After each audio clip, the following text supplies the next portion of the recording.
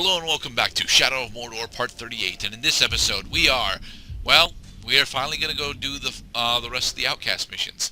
The Cure is the first of the remaining Outcast missions, and it's in this one that we've learned that Lithariel has actually been seeking to try and get medicine for her mom, for weeks now, and been unable to do it because it's all stockpiled in an Uruk camp that is too heavily protected for her. Wait. 5 of 5 war chiefs branded? Yep. I counted only one, though, because we only got Hork in the last part. Yes, but here's the thing: we already had 3 from the previous parts, and during the time passage event, Tars the Cruel, which he had branded previously, got promoted to war chief. Oh, are you serious? That's pretty cool. Yep. I like how flexible that system is. Enough! We attack as planned. I will take care of the orcs. Thank you, Talion. We could follow behind unseen. We get the medicine and we leave.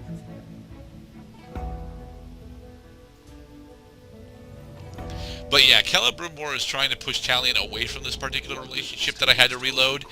And I honestly really dislike that. Talion may be a zombie now, but he actually still maintains a decent majority of his human personality from before he became a zombie. So, to be honest, he should be looking to try and expand on these potential romantic relationships. I mean, the biggest problem, of course, would be that Celebrimbor is an elf and is therefore super stuck up about what his romantic relationships can actually be. But, Talion isn't, and it's still his body. Oh, so I mean, I guess I haven't really thought of it as like 2 heads on one body. Like, what if one head disagrees with the other?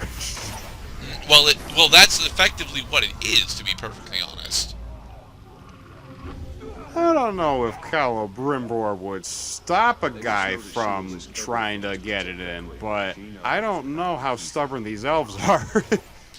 He might not stop, but he would be very annoying about it. There's a particular anime with a similar premise to this, where I've not actually seen it, so I don't remember what it's called. But this dude has the hots for this chick, and this chick's husband has just recently passed away, and their relationship is starting to build up pretty nicely. But her husband is a ghost now, and the dude can actually see him and interact with him. So, because of the husband's grief and his presence, he finds it very awkward to pursue this relationship in a romantic way. Such is the way of putting the pieces back together after one is widowed, I agree. Except the burden usually is more on the widow, not the one courting the widow. Yeah. Which I guess is kind of... It's a nice premise, because you should treat with sensitivity that kind of history. Even though the best thing the widow can do is just get over the one who passed away.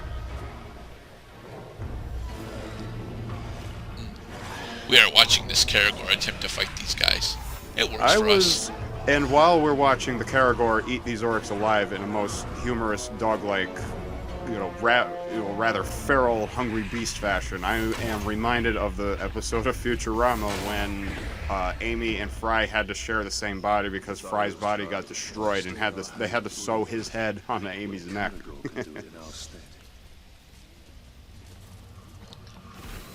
More elf shot for us. Now, if you want to talk about awkward, try making love when you have a third wheel who's basically stuck to you. Yeah.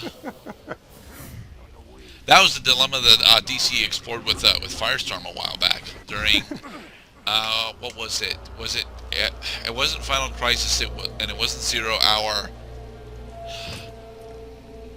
Shit, I forget what event that was.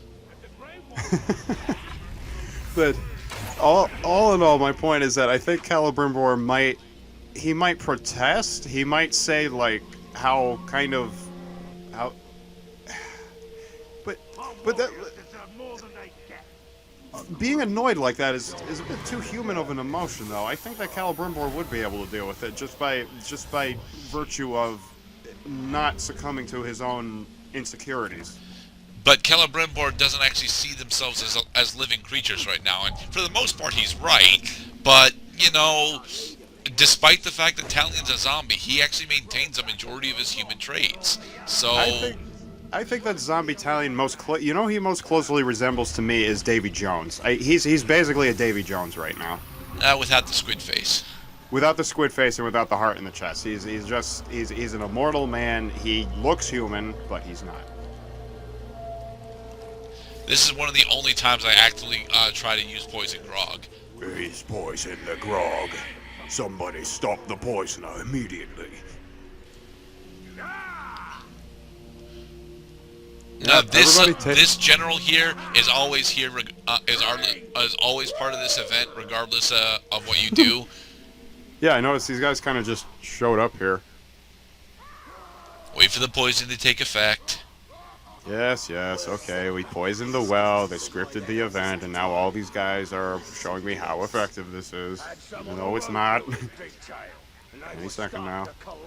After just 10 hours of heavy labor. If I'd been there, I'd have whipped him into shape.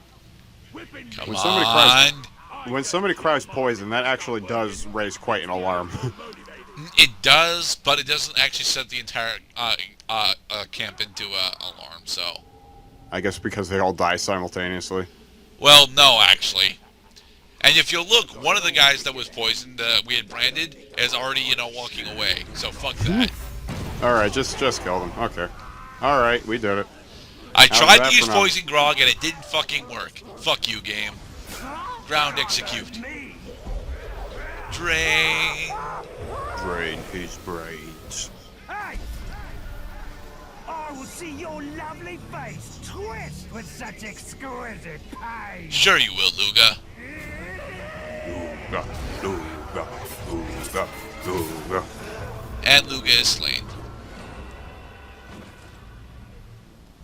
He no longer holds the record for most three-pointers in the first half of the NBA. Unfortunately, there is an Uruk that survived, so we have to, slaying him now.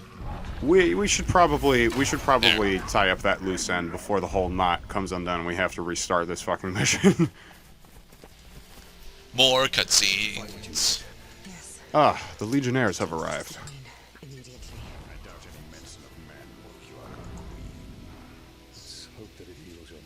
Much as they try to escape it, Middle Earth kinda looks like Rome. Fishing village. You can prepare an ambush. Or even You would wait. plans. No, I'm thinking. Damn it! Is it the Spartan helmet or the Roman soldier helmet that I'm thinking of? That's got like the center mohawk thing going on the helmet.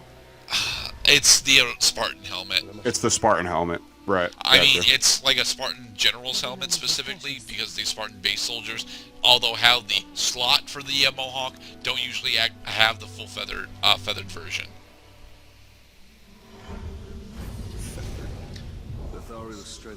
Yay! We did it. Yes. So here's something. So we were talking about Talion, like, at least enjoying some human happiness, especially with what's her name, like just feeling like a human who's capable of falling in love again. Very, very beautiful theme, especially in a world where. And then this mission happens, and it throws it all out the fucking window. I think it's nice that Talion's at least made peace with the fact that he won't see his wife again until the next life. Or the one after that.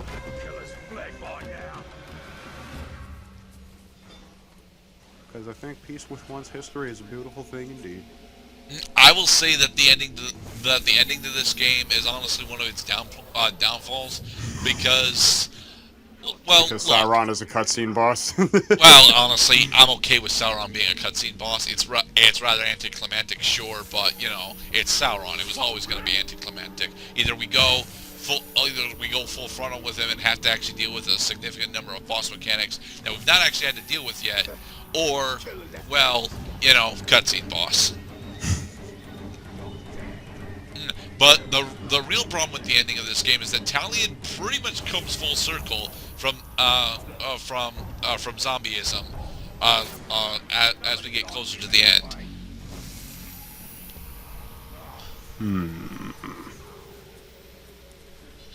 The rescue. So yeah, Lithariel decided to attack the fishing village on her own. This was a stupid idea. Look at how scary these guards are. If you truly know nothing, then you're of no use to me.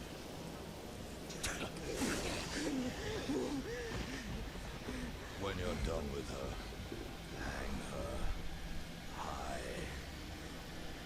Make sure the grave walker can find her. You aren't going anywhere, slack. Tell us where it's hiding and we'll kill you quick. I like that Lithariel is actually still fighting, but we don't act. It's not ever actually explicitly told what all they did to her after they captured her.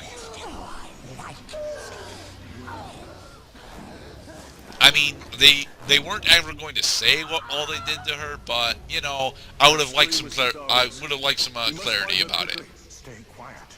Emotion will add weight. Death comes by a large number of ways, usually by quitting the esophagus or ripping somebody's heart out. That is why we must help her. She has no one left by her side. And by help her, we mean brand more Uruks.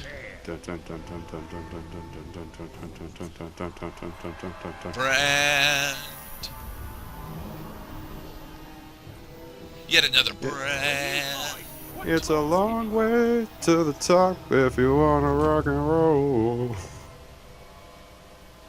It's a long way to the top of the Nemesis system. Get a base second hand. That's how it goes when you've got to brand. It's a long way to the top of the Nemesis system. Well, it's not really all that long. I mean, it's like 3 branches, but, you know, playing all 3 of those branches in one weekend is a fucking nightmare. Especially since Joey keeps destroying all the goddamn speakers.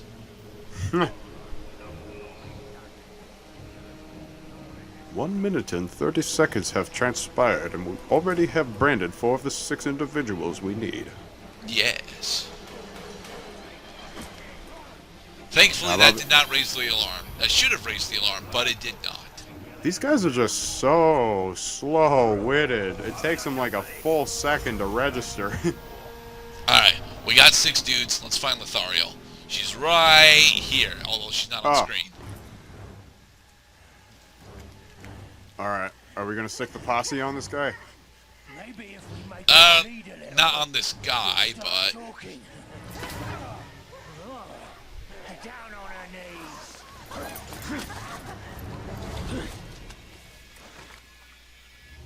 Spit out the truth, or I'll make you spit out your slop. Where is The irony is they're about to find out. And snipe. Alright, so now we have a very taxing escort mission. They forced me to watch. Thankfully, we have help. One after another. Oh god, look at how slow we're going. Yeah. So will my tribe. Just pick her up, dude. She can't walk, just pick her up. Lift her. Get some muscle. I can no longer draw my sword. No shit. Bastard. Alright, so one of the big things that they want you to do here is build up your hit streak to, you know, actually use combat brand. So that you can, you know, have more reinforcements. This is a thing that I will be doing, just it takes me a bit to remember that that's what they want me to do. It seems to be, it struck me, not that it was the dominant strategy, but it's a very effective strategy, because if you brand these guys, not only are they removed from combat, but now they're on your side. Yeah, they're not actually removed from combat, they're removed plus from combat. It's super death, really. Because you want just death, but you especially want super death. Yes. I am but a handicap to you, Talion. Yeah, but we knew that coming in, so... It's alright. We'll apply for a sticker tomorrow. I just have to get more gas in the vehicle. I've never met a fighter with such vigor for battle. I have no choice. In the face of darkness, it is our duty to bring light. I'm telling you, Lothariel's clearly half-elf. She's using a lot of prose in her warrior speeches.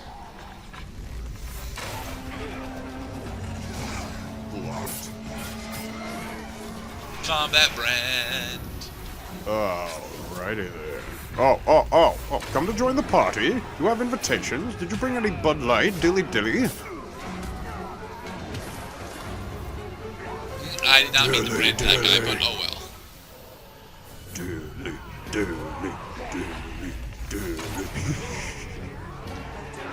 Come on, Lothariel. I know you have broken feet, but you can still, you can still crouch walk. Oh, if her feet were broken, she would not be able to stand on them. Just saying.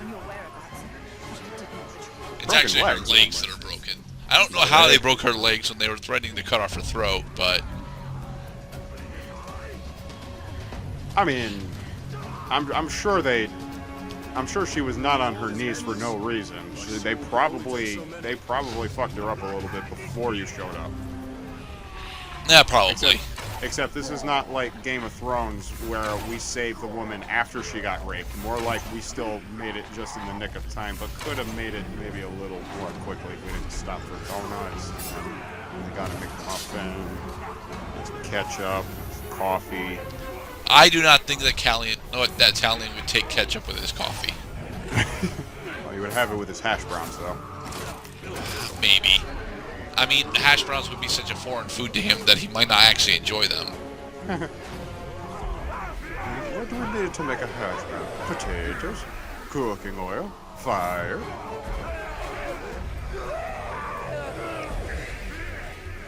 Lothariel's taking damage. Well, not really. She's surrounded by berserkers and beastmasters. It's alright, we have friends. And we have successfully escaped with Lothariel. Yep, any second now.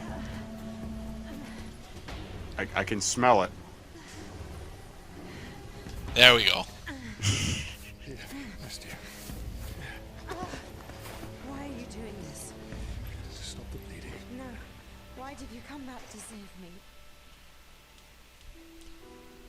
I had a family once. A wife. And a son. And this is the scene where Talion loses all sympathy for me. Stay with us. My mother can help you. I can't. I don't need help here. Bullshit! Champions, my people.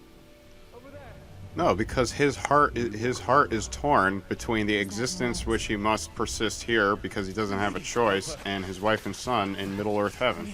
You see, I get that, I do.